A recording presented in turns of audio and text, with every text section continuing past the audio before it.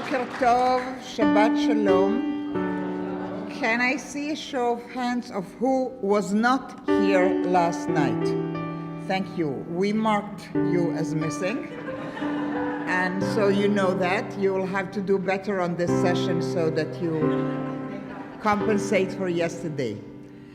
Whenever I come to speak at a community, there is a catalog of some 15 pages of the different sessions that I offer. And it falls upon the powers that be to make the decision. I don't know if they send out the catalog and have you vote on it. No, I didn't think so. Yeah, okay. I keep telling my kids who are well over 40 by now that the family is not a democracy, okay? So I don't know who made the decision, you alone? With our educators. With your educators, so two people, by that it makes it the voice of the people, have chosen of the many that I offer a series that I've developed during the course of the winter, a year and a half ago, in preparation for my teaching at the Hartman Institute. Those of you who know anything about the Hartman Institute will know that rabbis keep going back there to study every summer. You know what that does to the speakers? We have to have new stuff every summer. Takes a lot of preparations because rabbis, you know, they know everything. So you really, really have to work hard. And also the powers that be at Hartman choose the topic. And then it befalls on you to find your own particular venue. So last year, the major topic at Hartman was justice and righteousness, and within it I have opted to, and since most of the other speakers do classical Jewish literature, and I'm one of the few, if not the only, who does modern Israeli literature, it's all about text study, which is what we're doing here today. It's not really a lecture. I'm just reading text with you. I have chosen to do that through the lens of 5 major trials that had happened in the early years of the State of Israel and provided some of the building blocks for our system of more than our system of justice. I would say they provided a language of justice. So from each one of those trials, Rabbi Fremer cannot choose all the 5. For that, I'll have to stay for another week, which maybe we will do next year, or come see me after class. But she had chosen 3 out of the 5. I did the exercise yesterday. I said, if you had to choose 5 trials in the early years of Israel that has something in shaping who we are as a society, which would it be? Let's do it again with the people who were not here last night. If you had to choose a trial, one, that had shaped the state of Israel in its early years, you would say? Eichmann. Yeah, I know. That's number 5. That we are doing this afternoon. That's the last. And Israel is 13. And I will treat that trial as the bar mitzvah of the state of Israel, which it is. It's the coming of age of Israeli society, the Eichmann trial. Not the wars, the Eichmann trial. We'll do that this afternoon. Please come back. Of the others that I'm quickly putting on the screen again for you, we have opted not to do the Tobiansky one. I'm not describing it again. You all have Google it. We did the Kol Ha'am one. We are doing for Korazim now. We shall not do Kastner, and we will do the Eichmann trial in the afternoon session. From each one of these things, I would like to take out one notion that has become a milestone in the language of justice in Israel. From the Kol Ha'am trial that deals with the issue of freedom of expression and whether Israel is a democracy, the expression that I would like for us to remember is what Justice Barak, the president of the Supreme Court until about 10 years ago, in a special book written about this case, an article, he said, Kol Ha'am, which is the name of that paper that was closed and reopened as part of the judgment of Justice Agranat, who had ruled for freedom of expression, although everything that paper had published you would probably, as I, would find stupid and hateful, and yet, and Barak, when relating to the verdict of Justice Agranat, ruling that Kol Ha'am needed to stay open and publish its opinions, called the article with a play on words in Hebrew, Kol Ha'am, the name of the people, the name of the paper, who is Kolo Shel Ha'am, the voice of the people. Okay, so he's playing on that. That's the expression. Freedom of speech, freedom of expression is about hearing the voice of the people, even if you don't happen to agree with many of them. Okay? From this one today, we will take out the expression about black flag. So I'll try to address that before we start anything else, the issue of the black flag. Okay? We're just done with Kol Ha'am. By the way, this is Justice Agranat. I've mentioned him last night. Born and raised in Louisville, Kentucky, and made Aliyah to Israel in the early years. And now we are coming to the second one. And what is the notion of black flag? How many of you have been to the beaches of Tel Aviv, Ashkelon, Haifa, Ashdod, Akko, Rosh Hanikra, anything, the Mediterranean? There is a system of flags, which is a language. White flag on top of the lifeguard budke, like little hut. White flag will mean sea like a swimming pool. Not one single wave. Go ahead, enjoy. Red, slightly wavy, pay attention, still okay. Red flag, black flag, no entry. No entry. So when we will have the verdict on the trial of Korazim that we are discussing this morning, Justice Halevi, Binyamin Halevi, will use the expression black flag in his verdict. You, like every Israeli, now know what it means. It's a metaphorical language functioning within a given culture, the Israeli one, but now that I have shared it with you, you can all read and understand the verdict once we get to it, okay? Is that a good deal? We are going to the issue of war ethics, the conduct of the military at time of war. And therefore we want to listen to the poet that we have been reading from, and you have it on the title page. We are reading two excerpts from a very famous two-thick volume collection of the poetry of the poet Natan Alterman. I'm repeating something from last night for the sake of the people who missed, and I'm never going to do that again because I'll keep referring to it. Is that this is a brand of poetry that we rarely see in other cultures. It appears in the daily paper. Were this particular poet, as long as he lived, has a permanent column on Friday, and newspapers that you know, their print system is like 8 columns. Alterman got the 7th on a given page. So that collection of poetry is called Hatur Hashvi'i, the 7th column, not the 5th, the 7th. The paper in which he publishes at the time, he died in 1970, so we are like, it's years ago. The paper does not exist at the time. But when it existed, it was the organ of the ruling party, Mapai, Ben-Gurion's party, which in our today's language would be probably described as social democrat, slightly left of center, but if you truly look into it, it was pretty much to the right on security issues and whatever. But economically and socially speaking, very socialist. Mainstream Israel, not today, back then. Alterman is writing for the party organ. I'm going to exaggerate a little bit because there are other papers in the country at the time, and some of them of the opposition, Begin being the head of the opposition at the time. His paper is called Cherut, Liberty, Freedom. There are papers of the more, what they used to call liberal, but what they meant actually was capitalist at the time, as much as one could be a capitalist in Israel of the 50s and the 60s, okay? But they were not for the kibbutzim and the socialism.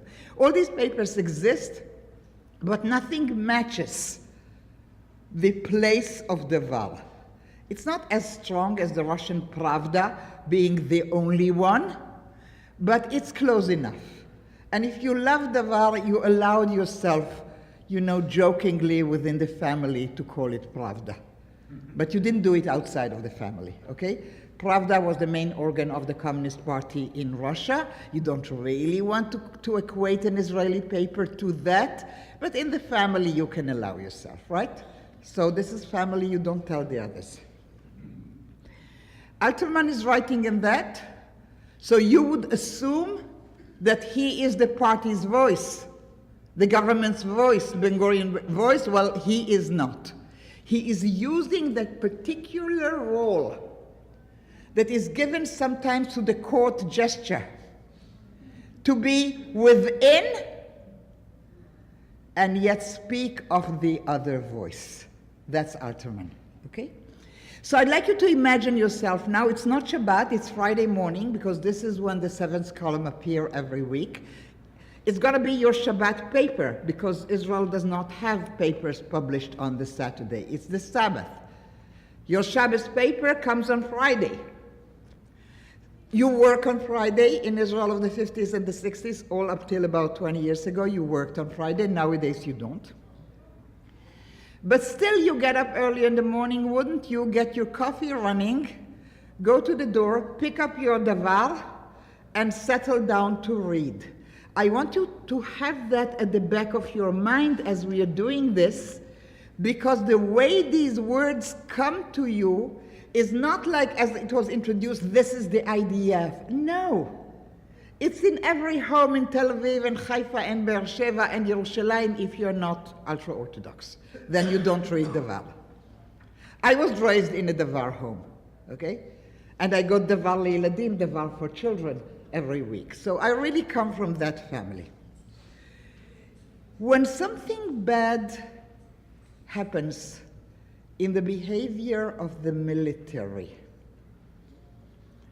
and it comes out to the public knowledge, what is the classical excuse that we would use when the soldiers misbehaved?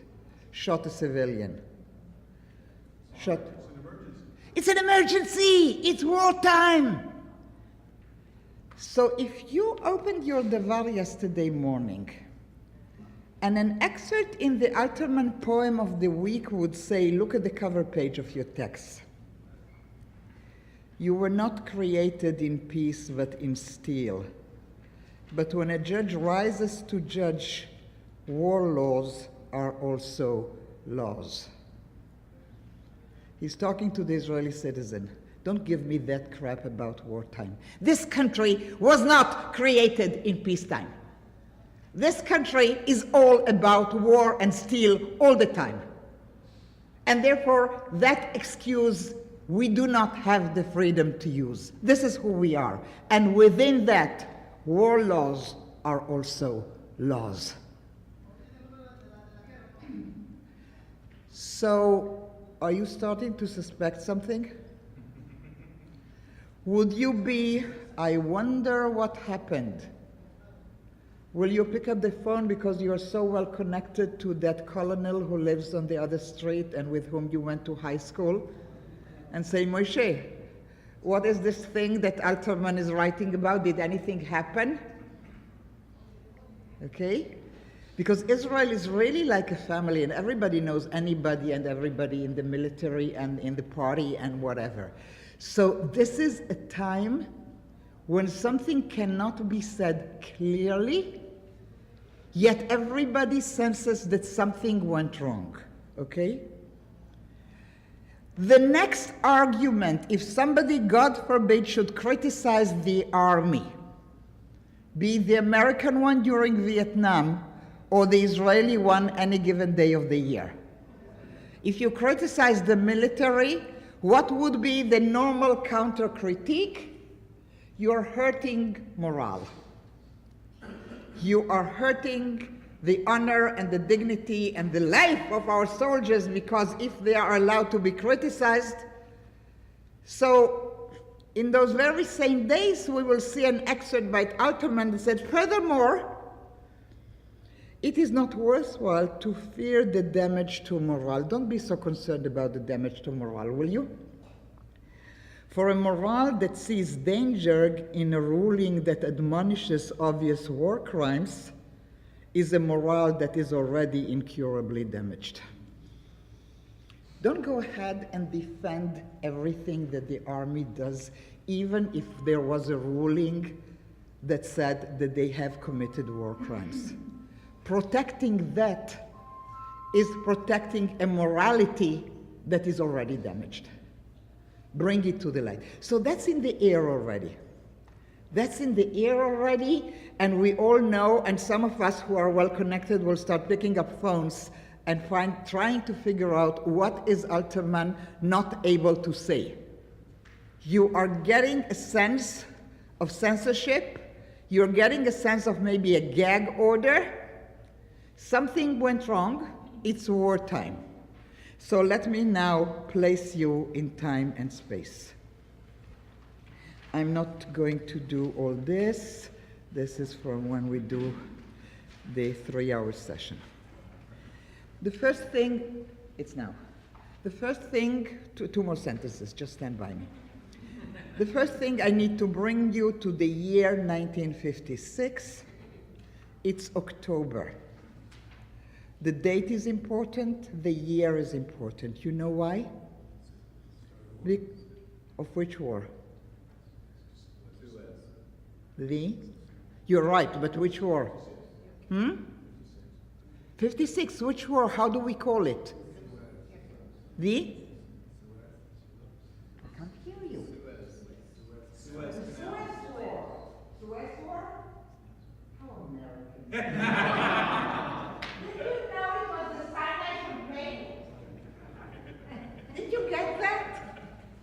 To the whole world, it was Israel playing up to America and the French, who want to control the Suez Canal.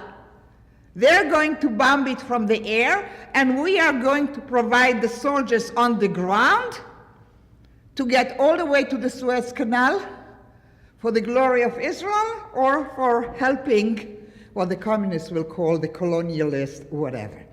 Okay? So from the exterior point of view, and you are so American and so right, it is the Suez War. I don't know it.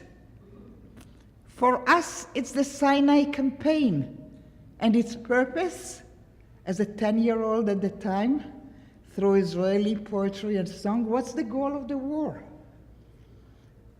For elementary school kids, we are going to go back to Mount Sinai, where Torah was given. You think it has anything to do with America and the Suez Canal?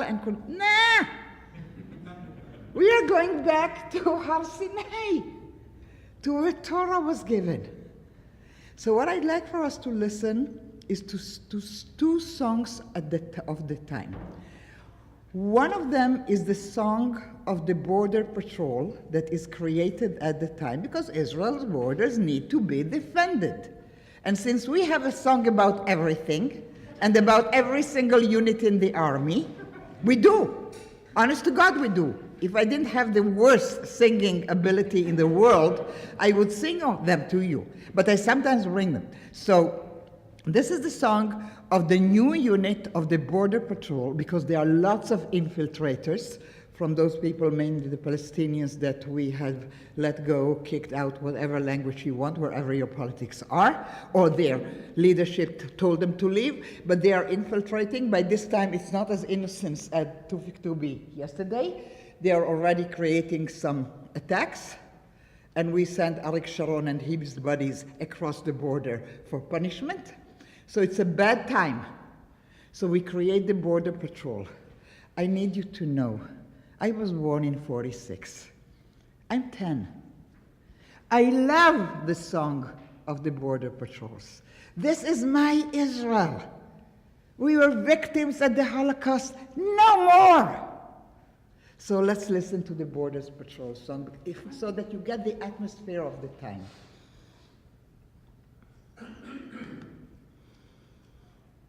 And you have the words. Open your text and you can follow.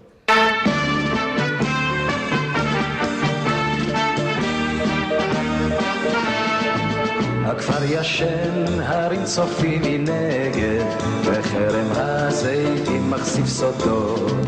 ילד הקטן עולה בהד השקט, ובשדה השיבולים חולמות. הדף ישן בבית הרוגע, עם משמרות הוצבו על חלומות. הברוש מעל נוגע לא נוגע, כמפלל על בית ושלמה.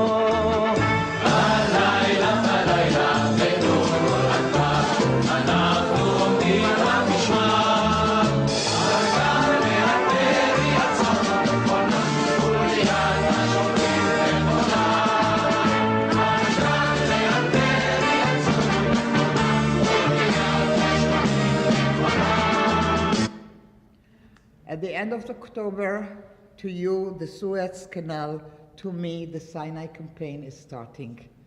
And the military troop, because every single military troop will have their choir and their music bands. So this is the Nachal. And they're singing the next one.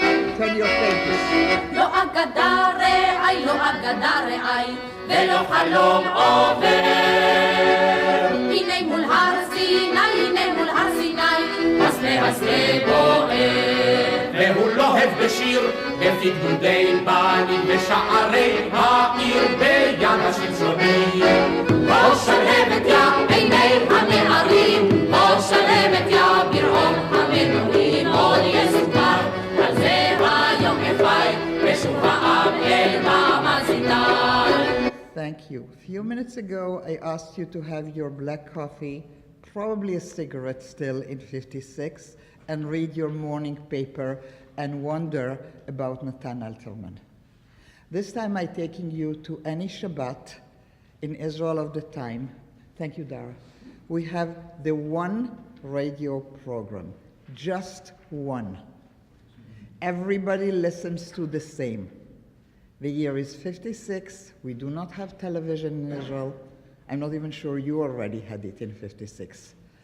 Probably late 50s, beginning of the 60s. But anyway. And around lunchtime, I can still taste the food that we used to have in a Hungarian home with the food restrictions of Israel in the 50s. Okay? And everybody is opening the radio because the program now between 2 and 1, lunchtime, is Shirim Ivriyim Kevakashatcha. Hebrew songs upon request. And they will go from Ruti to Tuti upon her birthday, I'm sending you this song, etc., etc. Remember, young people in the room, no internet, no, la, la, la, la. Just one radio. They would probably squeeze into the 1 hour about 10 songs with all the greetings and all that. 8 of them will be this style, the military kind of thing. We love them. Now, I need for you to love them no matter how pacifist you are, which I'm, well, I cannot really be an Israeli and a pacifist at the same time. But, but anyway, peacenik. And I will not deny the 10-year-old Rachel of the time. So you have heard the song of the border guard, and now look at some of the lines and think, I'm a 10-year-old daughter to Holocaust survivors, growing up in a neighborhood that is nothing but Holocaust survivors, and we now have our military has a new unit, and it will guard the border, and it will stop all those horrible, terrible infiltrators who are killing our people, the new immigrants in the moshavim and the kibbutzim on the border. Will you love the poem like me? Let's listen to the words. The village is asleep, mountains watch from afar. The olive grove hides secrets in silver. The jackal howl rises with the mist of silence. In the field, the wheat ears are dreaming. Now, this is classical Israel. Because 95% of Israelis live in cities, even then. But our image of ourselves is kibbutz. No matter where we live, at the highest percentage of kibbutz members in Israeli Jewish population ever was 3%. That was the highest ever. But in perception, 103%, right? So, okay, so no, I said 103, okay, like overflow. So this is classic. We sing the song and we visualize ourselves as living on a border kibbutz, and the border guard is there listening to who is hiding in the orchard, watching at night when we sleep. What a sense of confidence when you grow up with the nightmares of your parents. What a security, what a great song. Toddlers are asleep in a peaceful home because guards are watching their dreams. The cypher above is moving as if praying for home and peace. Are we talented in including the prayer for peace for every single military unit? There's a particularly Israeli wish, honestly, I'm not being ironic, wishful thinking. How is our army called? Defense forces. It's all about defending. It's not militaristic, go out and conquer this, that, and the other. Well, look at the history and see. But anyway, so there is this image of the border guard protecting, and the symbolism, of course, is toddlers, sleeping people, 100% kosher. Nobody will ever dare criticize the border guard, or will they? At night, while the village sleeps, we are standing guard over garden and fruit, sheep and engine. The guard's platoon is ready. Again, the very pastoral village kibbutz-like imagery. They are also guarding the cities, by the way, but we don't sing about that. And should a bird of prey rise, the enemy, symbolic, and an enemy hand reaches towards precious ones, we are a wall on the house's wall. Whoever touches it will perish. Got it? 12 years after liberation from Auschwitz, we got it. Never again. And at this point in our history, we are not too subtle and too universalist about the never again. The never again at this point means one thing, never again to us. The rest of the world will mature to worry about later. At this point, it's all about never again will a Jew be powerless. That's the atmosphere. Why am I putting such stress on it? Because the unit that committed the war crime was the border guard, which is really on a pedestal. And now that. The other thing, you heard it, Lo agada raya, it's not a tale, my friends, the Nachal troop singing. And I quickly want to run through the words with you. It's not a tale, my friends, it's not a tale, my friends. And it's not a passing dream. Behold here in front of Mount Sinai. Behold here in front of Mount Sinai. The thorn bush is burning and it is flashing in song. In the mouth of boys' regiments, and the gates of the city are held by the Samsonite, Gaza. We conquered Gaza Strip as well during the Suez War, the Sinai campaign, okay? Oh, flame of God in the eyes of the youth. Oh, flame of God in the roars of engines. This day will yet be retold, my brothers, of the nation's return to Sinai. You thought the Suez War had any other reason? Just put it aside. You're totally wrong. Totally wrong. From the Israeli perception of the time, this war was all about going back to Mount Sinai. Not the military, of course, not the politicians, but the popular view, and for sure at school, and for sure my teachers, and for sure our rabbis. Can you just hear the drashot that week, the sermons, as the soldiers are, again, liberating, standing in front of Sinai, observe it or not, who cares? but they're there. Wow. Now we can continue with our presentation.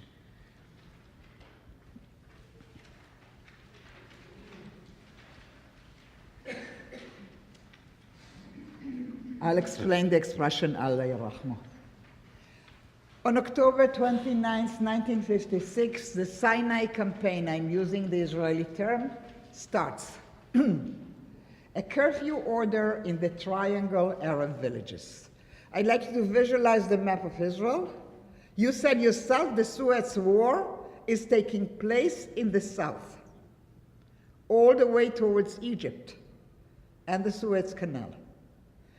On the east of Israel, remember it's pre-67, what we sometimes call the West Bank or Judea and Samaria, if you're more traditional or whatever, is still under the rule of the Hashemite kingdom of Jordan, young King Hussein, really practically a teenager at the time, okay, is ruling. Lots of Arabs, refugees from what is Israel of the borders of the War of Independence, have fled, been kicked out, persuaded by their leaders, etc., in refugee camps. They are infiltrating the borders of Israel and they cause damage. They are angry, they are frustrated, their leaders have promised them to come back to their villages. Nothing of that is ever going to happen. They don't know that yet, but we now know 50 years down the road or 70 years down the road, it's not going to happen ever. We create a special military unit, the border guard. We also create the 101, headed by a very young officer called Arik Sharon at the time, to ward them off. A particular part of the border, sort of getting into the West Bank and out again, has the shape of a triangle. It has lots of Arab villages. Careful now. I was warned yesterday that I didn't give you enough background. So careful now. These are Arabs who are citizens of the state of Israel. They are within our borders, represented in the Knesset by a number of Arab parliament members. One of them we got to know yesterday, Tawfiq Toubi. Okay? But a few others as well. There always has been an average of about 10 in the Knesset. Okay? Only in recent years, women as well, not at the time. The military is afraid that while we are fighting in the south, there'll be issues on the eastern border because they will take courage and say, this is our opportunity. So the first order of the day to install curfew over the villages of the Triangle Zone. It's installed on October 29th. Let's be careful. Between the inception of the State of Israel, May of 1948, and 1968, a whole year after the Six-Day War, Arab citizens of Israel had been always under curfew and military order, with the need for permits to travel with one place to the other. This is not the Palestinian Authority, this is the State of Israel. These are Israeli citizens holding blue ID cards like my own. And for the first almost 20 years of the state, they live under military rule. In regular days, the curfew starts at 9 o'clock p.m. until 6 in the morning. So they can freely come back from work, do whatever, go back home, sleep, get up, go to work. It's not the easiest way of life, not the cruelest either. There is worse.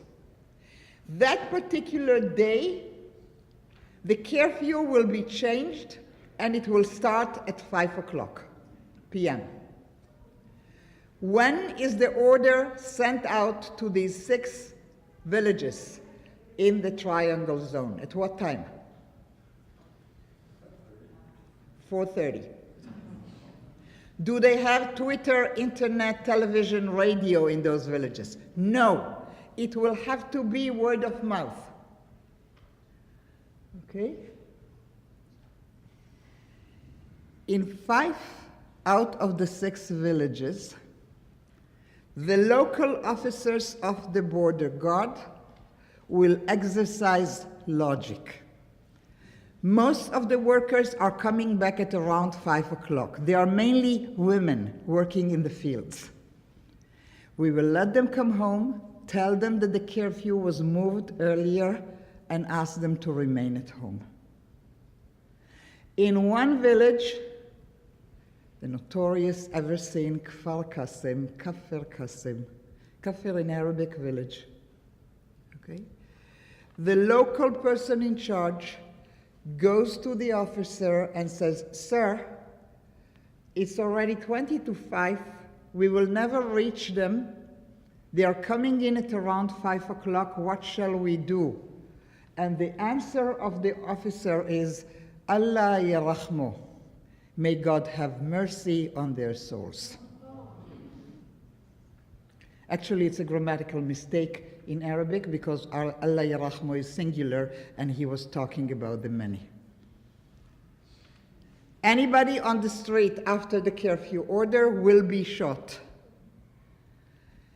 11 Israeli soldiers, non-commissioned officers, and 1 officer are waiting there at 2 points of entry to the village, and that day, 49 innocent, unarmed civilians, the majority of whom are women and young girls, are shot.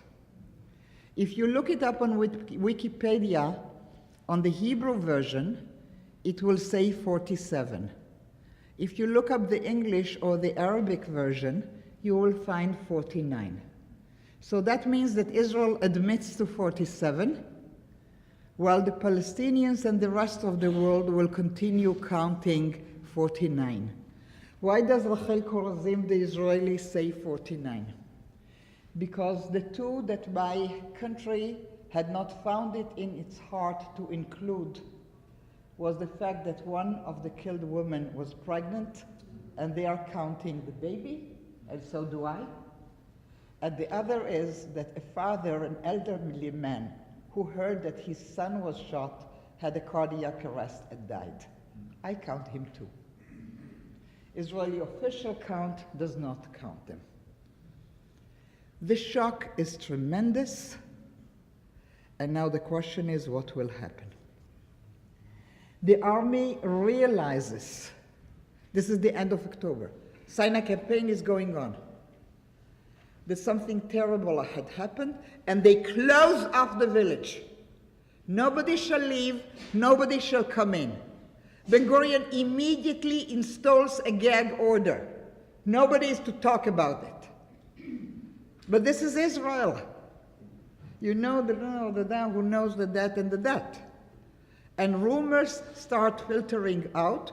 Also, the army had brought in villagers from one of the 5 villages in which they acted a little bit more intelligently and waited until 5:30. They'll bring people there to bury the victims, because the village is in such a shock, and there are so many wounded as well, that they do not expect them to do the burial. They bring the others in. 2 members of the Knesset, 4, all from the Communist Party. Tawafik Toubi, you have met him, have you not? Yes. Meir Vilner, I mentioned him last night, Jew. Latif Dori, Jew from Iraqi descent. And Emil Habibi, my favorite Arab writer in Israel, dead now for about 20 years, from Haifa. Unbelievable writer. I think we read here some of his work when we did the image of the other. Okay? They are all members of the Communist Party. They infiltrate, they come into the village. One should not say infiltrate. They are members of the parliament. They are allowed to do fact-finding. But they cannot come through the roads that are blocked. They go through the fields. And they go from one family to the other, and they start collecting evidence.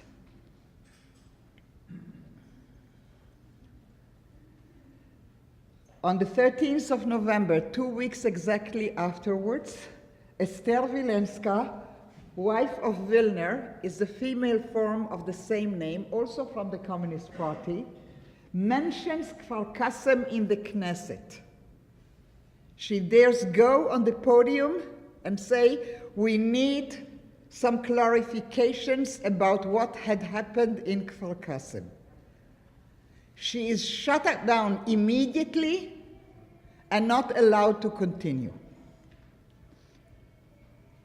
Tawafik Tubi creates a handwritten circular because he cannot publish it in the paper, and they are starting to distribute the handmade and handwritten circular about what happens.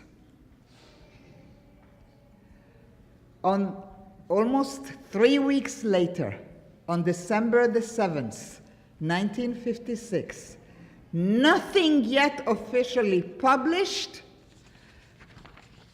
Check, I think it's a Friday. Alterman writes his poem, The Triangle Zone.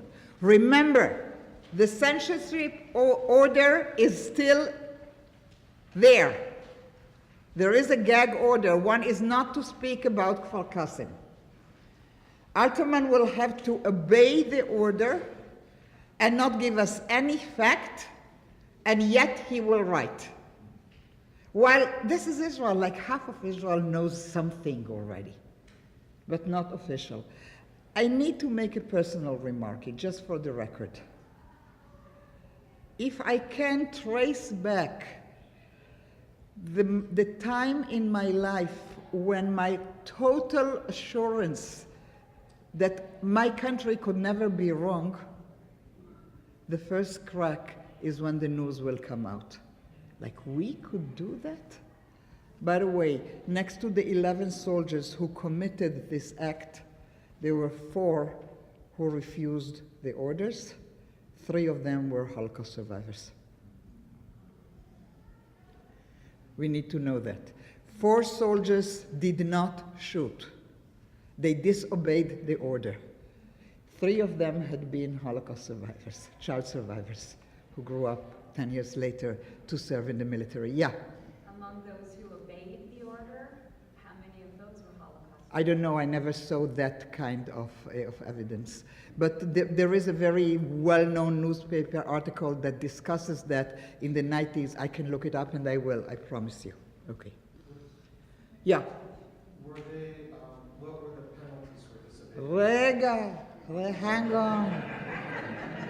Remember, we are going to come through the Kfar Qasim affair to war ethics. Yeah. No, it's still on. I mean, by the time of Alterman, yeah, for sure. For sure. It lasted a couple of days. Yeah, of course. But you know, in Israel, like, when did really wars end in Israel? You know? Okay, so remember I mentioned, let us do the text, okay? I mentioned yesterday that oftentimes Alterman had, by the way, I will go a little bit beyond 10:30, so if somebody needs to go because they are picking up children or whatever, it's okay. Everybody who can stay, but you'll get the gist of it. As the details of Kfar Qasim massacre are slowly revealed after a period of silence and blackout. So this is the clear case when the introduction did not appear in the paper, and it is added in the book publication of Alterman. I referred to that to the introductions last night. Some of them are already in the paper. Some of them will be added by Alterman later, given the background to people who do not remember what had happened.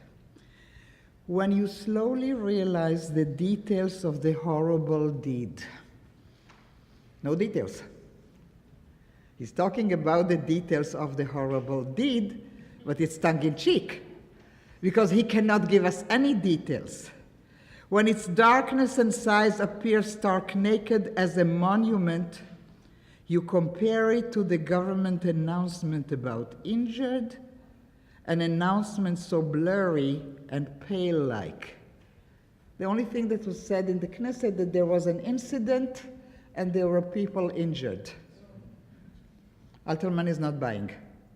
He is not buying. And you would not know if it truly addresses it as an abyss lies between the fact and their echo. Just that expression, an abyss. between what happened and what you're telling us, guys. Between the facts and its echo.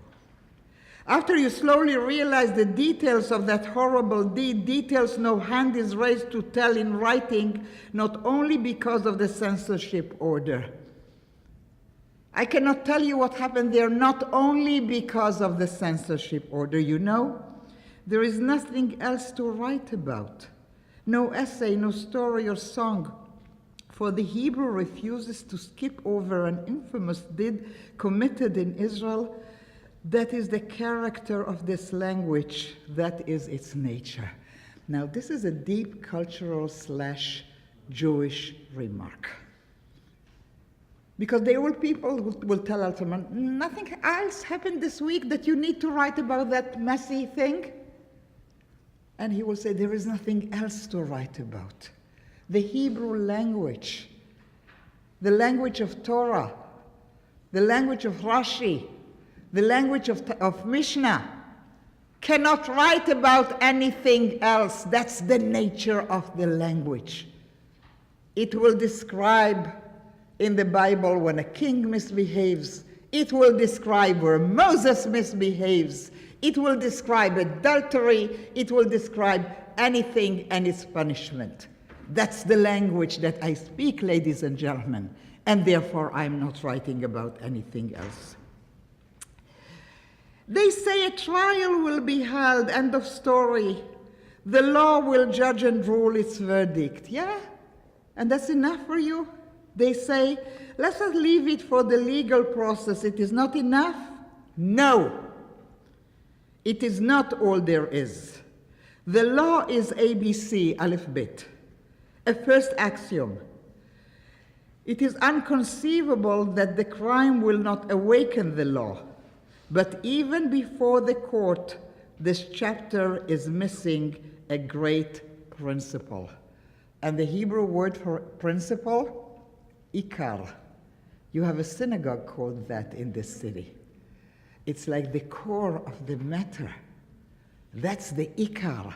That's the most important thing. No human society can exist in which an occurrence of such abomination will not awaken tremor and rage. A public rage as well as the human rage of private men and women, for without those the justice is but mechanical, technical, robotic reaction. A reaction that happens in wilderness, in emptiness, and not in the midst of a clear-sighted, sensible people. We knew and were told that the police headquarters were concerned about the acts of their subordinates. The border police was under the police and not under the military. Yet it should be stated that the criminals were not under its orders or that night of the Jewish curfew. We knew and were told that the general staff was shocked, and not one in the government grabbed his head with both hands. Now that's classical. Who is the person he is referring to? Who is the person who, whenever in trouble, we have pictures of him grabbing his head with his two hands? Ben Gurion. It's a classical Ben Gurion image. So now readership understands that Alterman is calling upon the boss. We need to hear your voice, okay? But us, the masses of the house of Israel, Bet Israel, they are robbing us of the elementary privilege of knowledge and of justice. Since from the day of the deed until now, this chapter is treated by secret whispers that are no secret anymore, as it is already travels abroad. Since then until now, the event is covered by darkness, a gag order, not human, not right, futile. And singers are singing the border guard song? You're still playing it on the radio after what they have done? Where the blood of the pure is digging in its channels and trenches? Thus, instead of a clear line separating between the public and its criminals, between the necessary guard duty and those who turn it into a horror image, the sukkah, Look at it, the sukkah of silence. Look how Alterman is pulling on Jewish notions. He wants Jewish morality. The sukkah, the temporary home, should not cover a thing like that. Sukkah is for peace. Sukkah is for celebration. Don't do that to us. And the investigating committee is the most secretive, most covert, and most dumb of them all. Thus we all become, without even knowing, from the man on the street to the heads of the staff and the government ministers, partners in responsibility for the keeping of a body unheard of secret. As long as you, Ben Gurion, do not come out clearly and say who are the criminals and who is accused, we all share the blame. It's all of us. You need to come out and tell us what happened, so I know I'm not part of it. So I know my son is not part of it. So I know my neighbor's son is not part of it.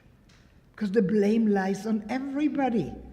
And it's all our kids in the military, and I need to know it's not my son's unit.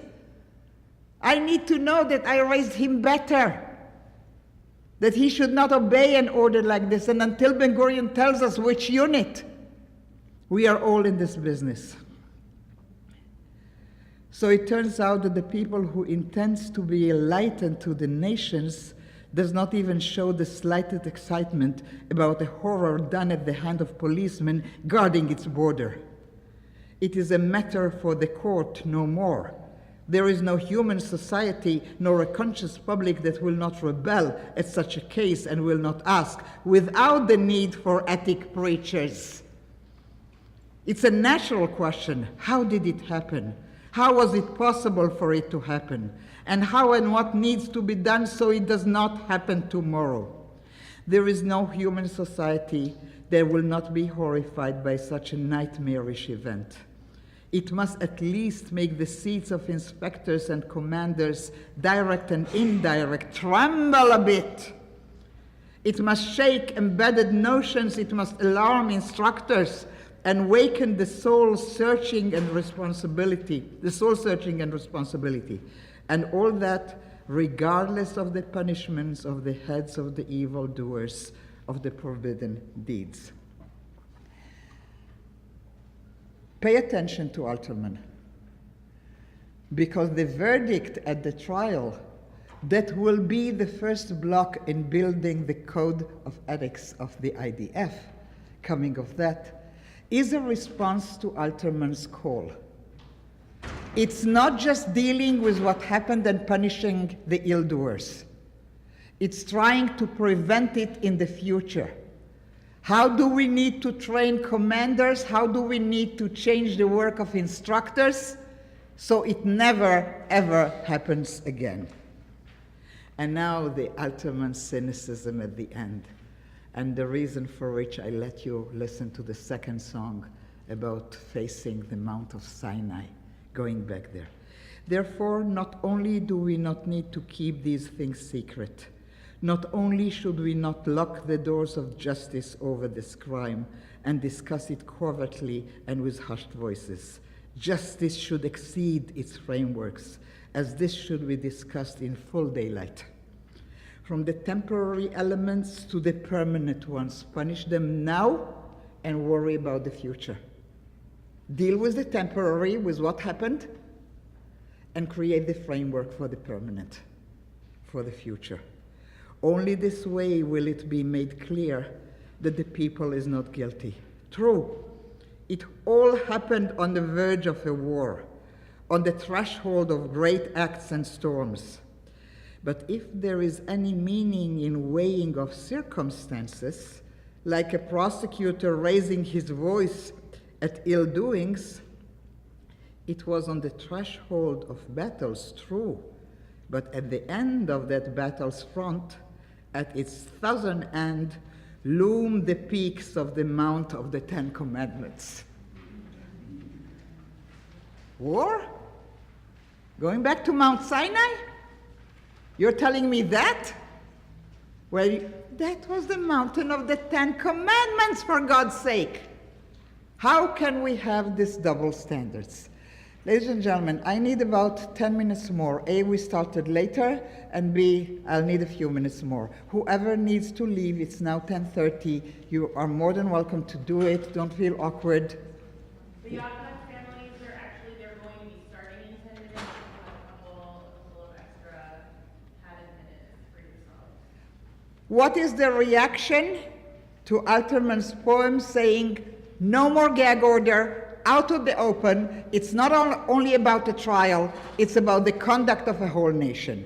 Any guess? What happens in the following days?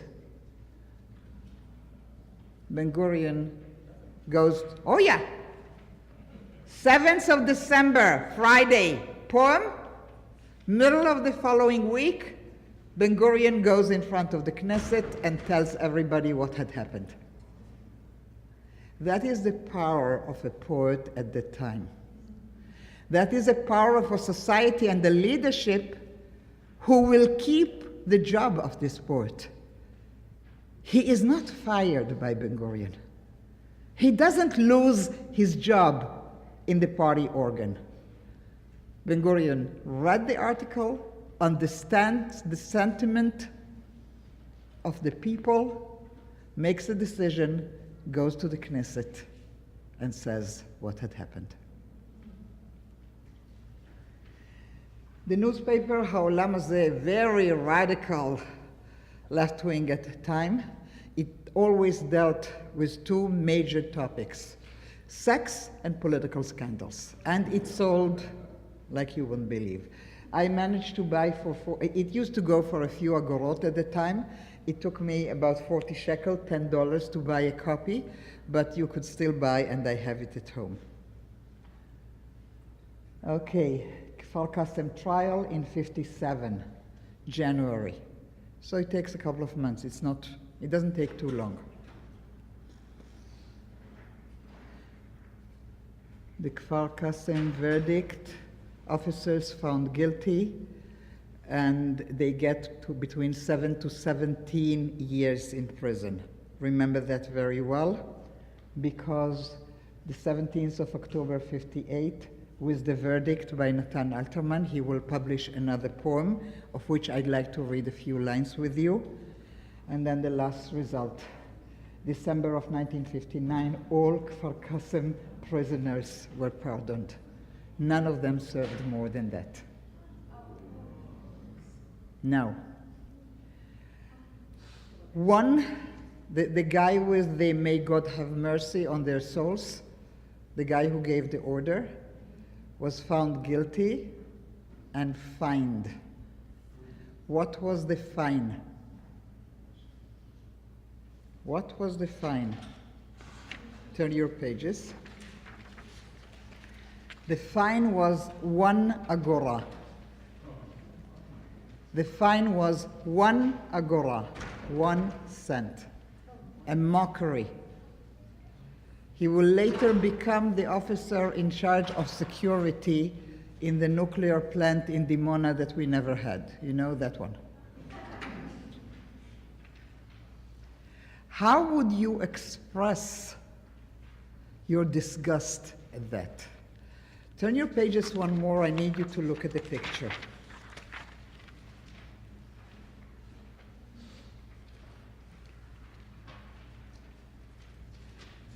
People who were of the mind that that fine is an insult to morality, an insult to Israeli justice system, will create on the streets in Tel Aviv little heaps of 49 agorot. You didn't go on a demonstration. It was very much early Israel, and Ben-Gurion was king. But if you wanted to express how you felt about it, you and your friends will gather 49 cents and leave a little heap on a sidewalk in Tel Aviv. And we have a couple of pictures of those. And you can see like 1 agora for every soul that was. 49 victims. 49 victims. Okay? All right, now let's turn to page 6. Alterman is publishing his last poem about this, about the verdict. We'll take a few minutes with that. By that point, you know, in Israel, everybody criticizes everybody, and the critique can come from two ends. You know, in most normal countries, if you have conscientious objectors to military service, they would normally come from the left. How does it work in Israel? We have conscientious objectors from the left. I don't want to go to war. I will not go into the occupied territories. And you have conscientious objections with the right. I will not dismantle a settlement. Okay? So we are really a very complex society. And at that point, no matter how harsh is Alterman's critique of what had happened, there are people on the radical left who criticize him for not having described what had happened. Remember, the first poem is during the gag order, so he couldn't.